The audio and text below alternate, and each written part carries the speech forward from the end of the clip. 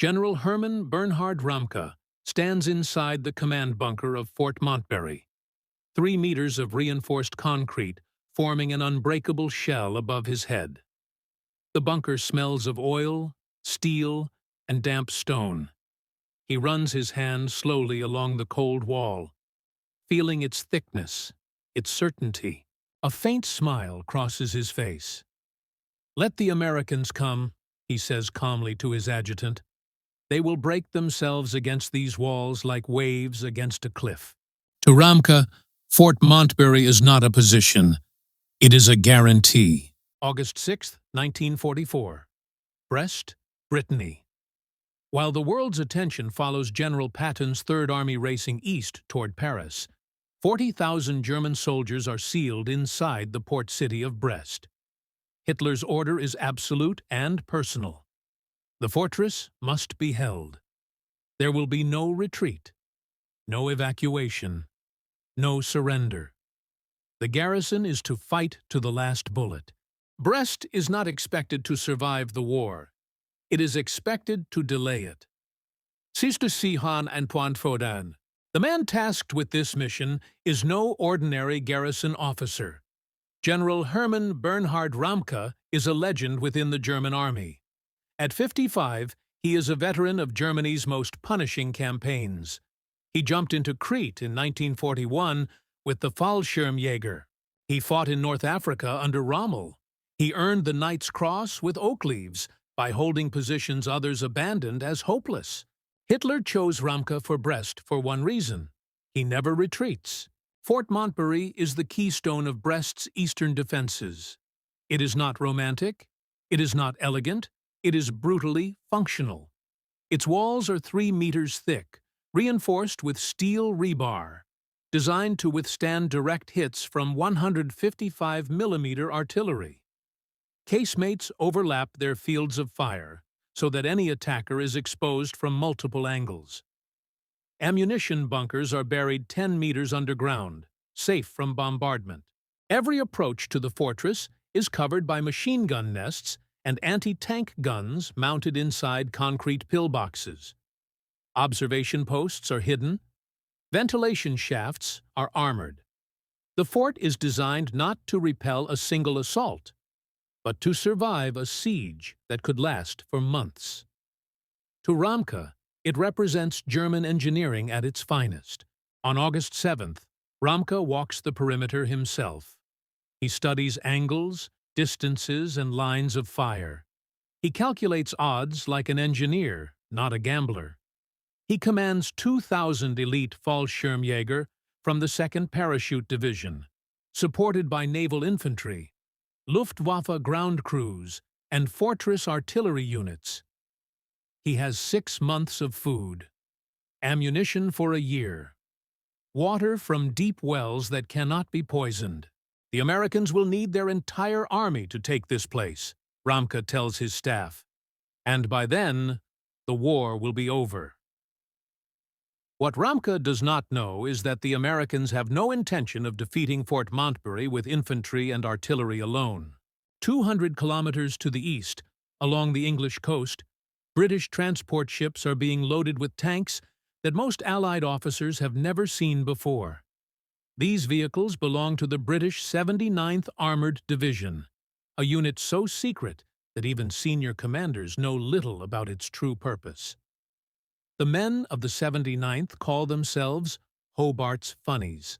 The division is commanded by Major General Percy Hobart, an eccentric and controversial officer who believes conventional tanks are obsolete when facing modern fortifications. Hobart does not believe concrete should be cracked apart, piece by piece. He believes defenders must be broken psychologically, not physically. To Hobart, fear is a weapon as real as steel. At the center of Hobart's arsenal is one terrifying machine, the Churchill Crocodile. At first glance, it looks like a standard Churchill infantry tank. 40 tons of steel. A squat, heavily armored profile. A 75mm gun mounted in the turret. Thick frontal armor designed to absorb punishment. But behind the tank, is what makes it different. The Crocodile's flamethrower is mounted in the hull, where a machine gun would normally sit. Pressurized by nitrogen gas at 300 psi, it does not arc like traditional flamethrowers. It fires in a straight line, fast and precise, reaching targets more than 120 yards away. Fast enough to enter narrow gun slits. Fast enough to ricochet through bunker corridors. Trailing on a reinforced steel cable is an armored fuel trailer. Inside the trailer are 1,800 liters of flame fuel, a mixture of diesel, petrol, and thickening agents. When ignited, the fuel clings to surfaces and burns at temperatures exceeding 1,000 degrees Celsius. This is not a support weapon. It is a siege breaker. British engineers tested the Crocodile against captured German bunkers in England. The results were so disturbing that they were immediately classified. A single 3-second burst could raise the internal temperature of a casemate to over 500 degrees Fahrenheit. Hot enough to ignite ammunition, melt rubber gas mask seals, and cause severe burns from radiant heat alone. Most men inside did not burn to death. They suffocated when the oxygen vanished. August 25, 1944. 15 Churchill Crocodiles are assigned to the U.S. 8th Corps for the assault on Brest. American commanders are skeptical. Major General Troy Middleton studies the unfamiliar tanks and asks the obvious question: why do we need flamethrowers when we have artillery? The British liaison officer answers without hesitation: because artillery cannot make men surrender when they are willing to die. Our crocodiles can. September 8, 1944. Day 33 of the siege. For 5 weeks, the U.S. 2nd, 8th, and 29th Infantry Divisions have fought their way through Brest's outer defenses. Progress is measured in meters. Streets are mined. Buildings become strongpoints. German resistance shocks even veterans who survived Normandy. Every block is contested. Every cellar hides a machine gun. German soldiers fight from the rubble with a fanaticism that surprises American commanders. The city becomes a grinding, exhausting maze of fire and debris. Casualties mount daily. By early September, 8th Corps has suffered more than 9,000 casualties. More than the entire Normandy beach assault. And yet, Fort Montbury remains untouched. American artillery fires 30,000 shells at the fortress. The concrete walls are scarred and cratered, but no casemate is penetrated. The fortress absorbs punishment and remains silent. Inside Fort Montbury, Ramka's confidence does not waver. On September 13th, he receives a surrender ultimatum from Major General Charles Gerhardt of the 29th Infantry Division. The message is blunt. Continued resistance is pointless. Surrender now and spare your men. Ramka's reply is transmitted at 1400 hours. I am a German paratrooper, Ramka states. I do not surrender fortresses. Come and take it if you can. That night, Ramka writes in his diary that the Americans have courage, but lack the will to pay the price for Brest. He believes they will give up before he does. September 15th, 600. The Americans launch their first direct assault on Fort Montbury. 2 companies of the 116th Infantry Regiment advance across 400 yards of open ground, supported by Sherman tanks and combat engineers. The Germans wait until they are 100 yards away. Machine guns, mortars, and 88mm anti-tank guns erupt at once. The open ground becomes a killing field. Sherman tanks fire their 75mm guns at the embrasures, but the shells bounce harmlessly off the concrete. Engineers attempt to place satchel charges and are driven back by grenades dropped from overhead firing ports. By 9 o'clock, the assault collapses. 150 American soldiers are dead or wounded. 2 Sherman tanks are destroyed. 3 more are damaged.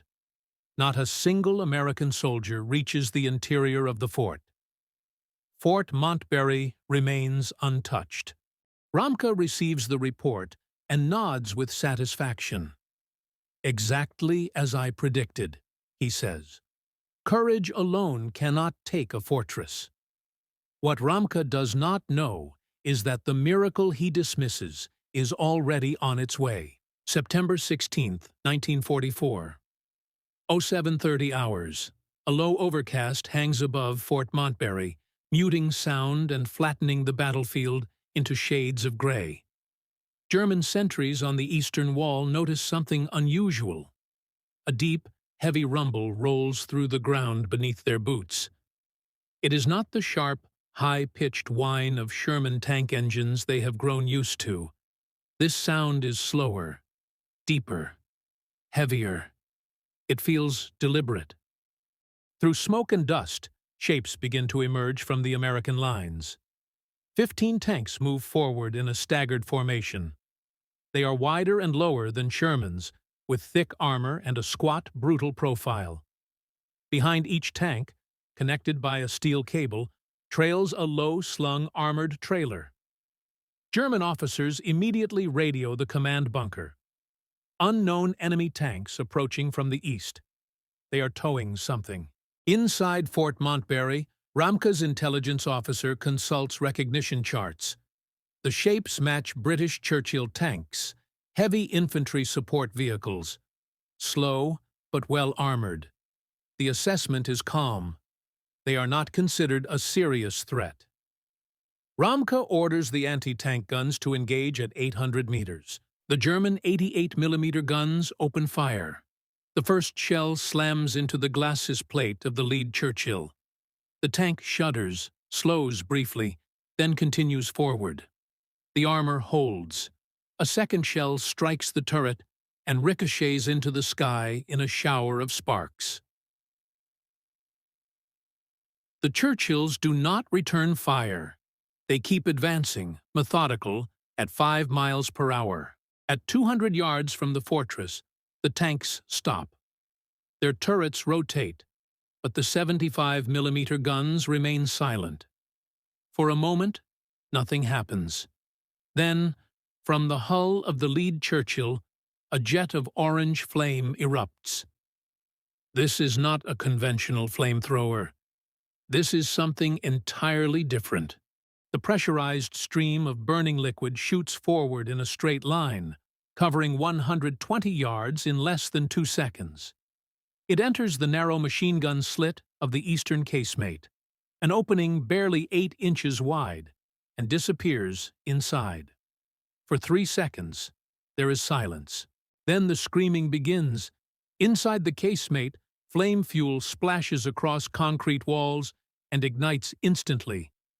The temperature inside the bunker rises from 60 degrees Fahrenheit to over 1800 in seconds.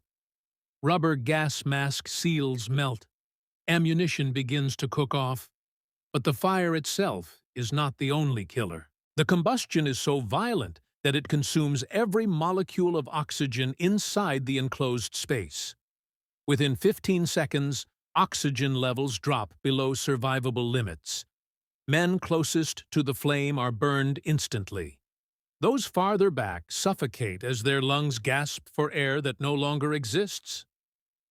Within half a minute, the bunker becomes a sealed furnace. Outside, American infantry watch in stunned silence.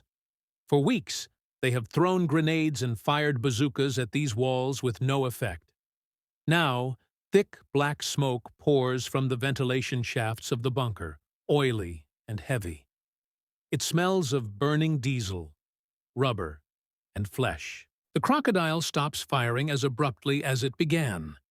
The flame cuts off, leaving only a small burning puddle on the concrete sill. The tank commander waits. There is no return fire. The machine gun slit remains dark.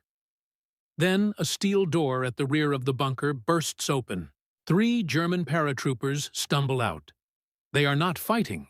They claw at their collars, coughing up black soot, eyes wide with terror. They fall to their knees, hands raised, gasping desperately for oxygen. They do not look at the American soldiers. They stare at the tank and its trailing fuel trailer. Deep inside the command bunker, Ramka feels vibrations ripple through the concrete walls. He cannot see what is happening. He radios the Eastern Sector commander. Status report. Why have the guns stopped firing? The reply is broken, panicked, filled with static. The British tanks, the voice says. They are shooting liquid fire. Bunker 4 is gone. Bunker 5 is silent. The men refuse to man the embrasures. The heat, we can feel it through the walls. Ramka slams his fist on the table. They are paratroopers, he snaps. Order them back to their posts. The response is desperate. The heat melts gas mask seals. When firing ports are opened, the fire comes inside. 12 men lost in minutes. The men will not return. The fear is total. Ramka does not understand what is happening. He is fighting a war of ballistics, shells against concrete, penetration depth and impact velocity. He does not grasp that the Allies have changed the equation entirely. They are no longer trying to penetrate the fortress. They are making the space inside it uninhabitable for human life. The attack is not chaotic. It is industrial. The 15 crocodiles form a line and advance methodically. Commanders coordinate by radio. Target. Range. 3-second burst. Fire. Jets of flame roar across the battlefield, aimed at gun slits and ventilation intakes alike. Each crocodile's trailer carries 400 gallons of fuel, enough for 83-second bursts. Reloading is unnecessary. Precision is optional. They only need to get close. Between 0730 and 1400, the tanks fire 847 bursts. 19 separate casemates are struck. 17 cease all combat operations. The primary eastern defense line collapses completely. There are no survivors from bunkers struck directly by crocodile flame. Inside Fort Montbury, the psychological dam breaks. These are elite soldiers, men who survived the frozen steppes of Russia and the deserts of North Africa. They endured days of artillery bombardment without breaking. But they cannot endure the anticipation of being burned alive. As the tanks approach the inner courtyard, German officers draw pistols to force their men back to the firing ports. The men refuse. In one case, a sergeant shoots his own lieutenant rather than open a firing slit that would let the liquid fire inside. Discipline collapses under terror. The concrete walls Ramka trusted have become tombs. Their thickness prevents escape. The ventilation systems designed to filter poison gas now act as chimneys, drawing heat and smoke deep into underground barracks. The very systems meant to protect life now concentrate death. By 1400 hours, the eastern perimeter is silent. No gunfire, only the crackle of burning supplies and the low idle of Churchill engines. American infantry rise from the mud and begin to walk, not run, toward the fortress walls. They meet no resistance.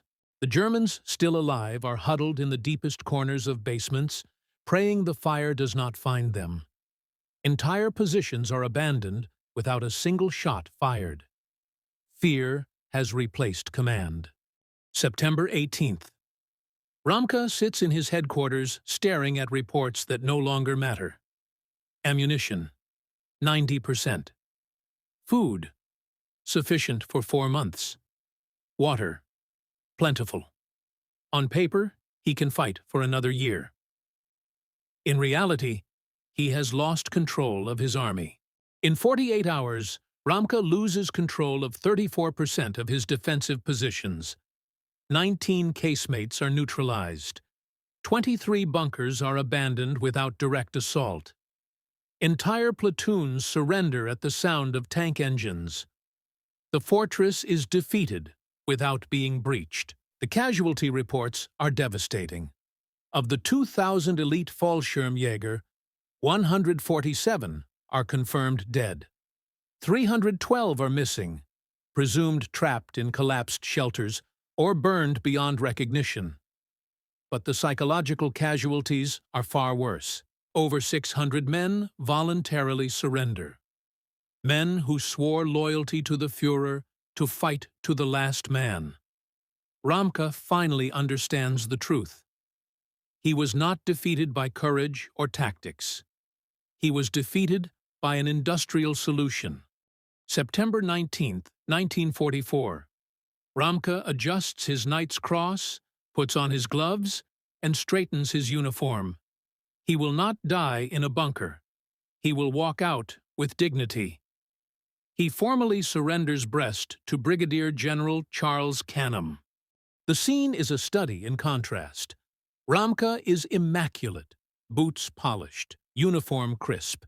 He demands to see Canham's credentials, implying the American looks too disheveled. Canham gestures to the exhausted soldiers behind him.